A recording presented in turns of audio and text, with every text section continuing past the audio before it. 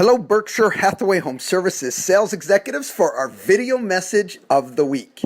All right, this video was sent to me and it's entitled The Science of Productivity. And I think it gives some real great insights, some not new, but I think the way that it is explained and the way it is presented is very well done. And I think it will truly, if you follow it, help you increase your productivity. Have a great week.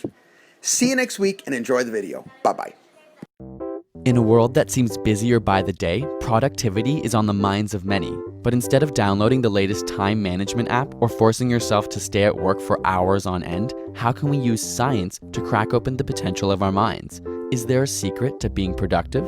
The first thing to come to terms with is that your willpower is simply not enough.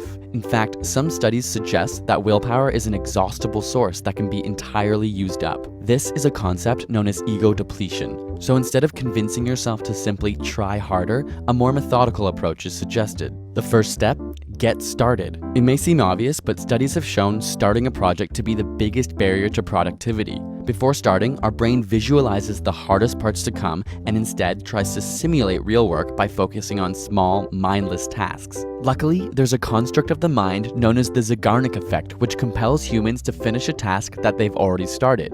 The Zeigarnik effect shows that when we don't finish a task, we experience discomfort and intrusive thoughts about it. So get started now. What about time management? Shockingly, when we look at some of the most elite musicians in the world, we find that they aren't necessarily practicing more, but instead more deliberately. This is because they spend more time focused on the hardest task and focus their energy in packets. Instead of diluting their effort over the entire day, they have periods of intense work followed by breaks. Not relying on willpower, they rely on habit and disciplined scheduling. Studies have found that the most elite violinists in the world generally follow a 90-minute work regime with a 15 to 20-minute break afterwards. Instead of trying to maintain energy throughout the entire day, breaking it down into sessions with planned relaxation is most effective. But how can you develop the discipline to follow this routine? One key component is giving yourself a deadline. Write it down, mark it in your calendar, and you'll be much more likely to complete your task.